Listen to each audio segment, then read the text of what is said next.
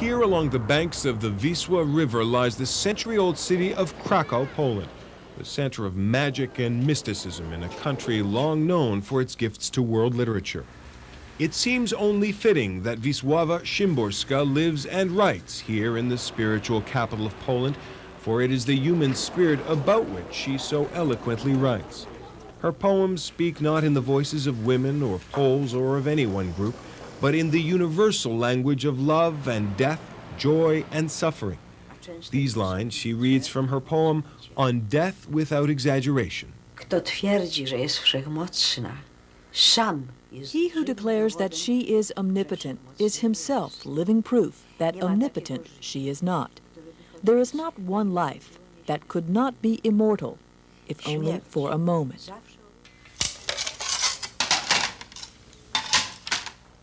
She is like the glassmaker who so carefully crafts his work, looking for color, for balance, feeling the weight of each and every piece as he places them side by side, the fragments finally fitting together to make a beautiful whole. For Szymborska, it is words, not glass, but the process is much the same. She is truly an artist, says good friend and translator Anders Budegård. There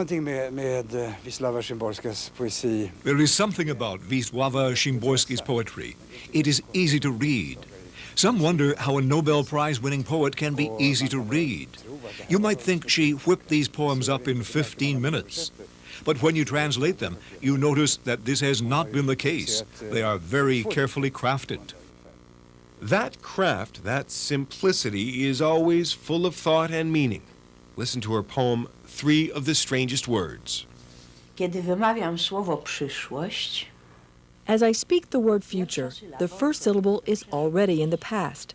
As I speak the word silence, I destroy it. When I speak the word nothing, I create something which does not fit into non-existence.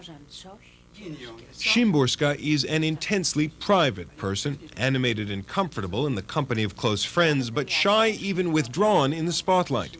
She says she feels deeply honored, although somewhat surprised by the Nobel Award, and she is terrified by the publicity that comes with it. There you are living a quiet life, and suddenly in 1 minute, everything is turned upside down. The whole daily routine, everything, everything, everything. And then, too, everybody looks at you as though you were someone else, different than before. She has written 9 small volumes of poetry, not prolific by any standard, but all one could ever need to know, according to Polish critic Tadeusz Nyček. If one wants a nutshell view of what our life is about and what our role is in that life, then I would quite simply recommend that these 9 small volumes be read and reread again. The volumes will impress upon us how incredible we are, how impoverished we are in this strange world of ours. Her subject matter varies from the mundane to the extraordinary. With Szymborska, it is not the subject matter, but the ironic eyes through which she views it that is so revealing. The haunting images of the Holocaust are brought to light in her poem, Still. Auschwitz was located not far from the city of Krakow, and some of Szymborska's most vivid memories are from that time. The poem begins, In sealed boxcars travel names across the country. Where are they heading? When will they stop? Do not ask. I will not tell. I do not know. The name Nathan beats his fists on the wall. The name Isaac sings a mad song. The name Sarah calls for water. For the name Aaron, who is dying of thirst.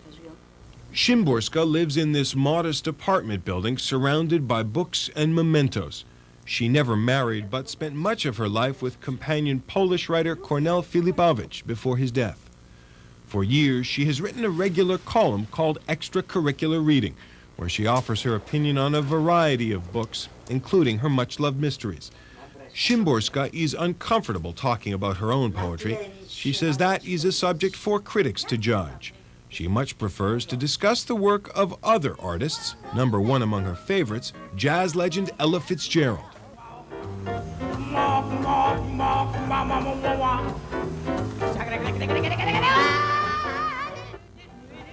Poza tym ona To me, this is greatness, undeniable greatness. Her voice is a gift from God.